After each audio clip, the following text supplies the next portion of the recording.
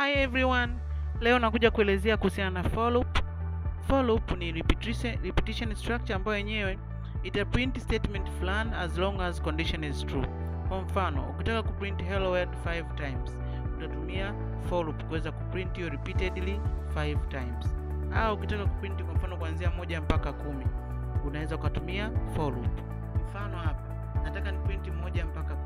Kwa hiyo for loop ina vitu vitatu vya msingi. Cha kwanza ni initialization, una initialize I. Wakati huo unaangalia condition I yangu iende mpaka ngapi, mwisho 10, lakini na increment by ngapi. Kwa mfano I itaanza 1. Kwa 1 ndio initialization yangu, lakini mwisho wangu ni ngapi? Mwisho wangu ni 10. Kwa hiyo condition yangu nitaiweka I itaanzia 1, lakini I iwe ndogo kuliko ngapi? Kuliko 10. Wakati huo I itakuwa na increment by 1. Kwa tutasema I plus. Kwa hiyo tukiandika for loop tutaweka mabano hapa kama ilivyo hivi, alafu tutaanza I equals to 1, then itacheki hiyo I ambayo ni 1 ni ndogo au ni sawasawa na 10. Itacheki hapa, kama condition is true itaingia ndani ya loop na kuprint hiyo I ambayo ni 1. Kwa hiyo itaprint 1.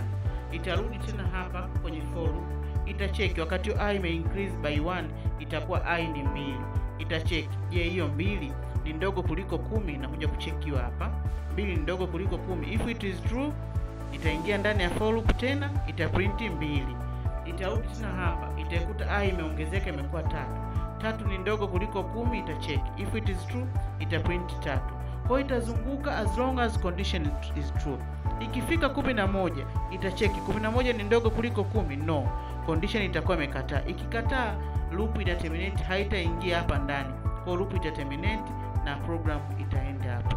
Kwa tukija kwenye def tunaona hapa kama I ikianza na 1 na I iwe less than or equal to 10, wakati huo nasema I plus. Kwa kama tunavyoona hapa, then na cout I. Kwa tukirani hapa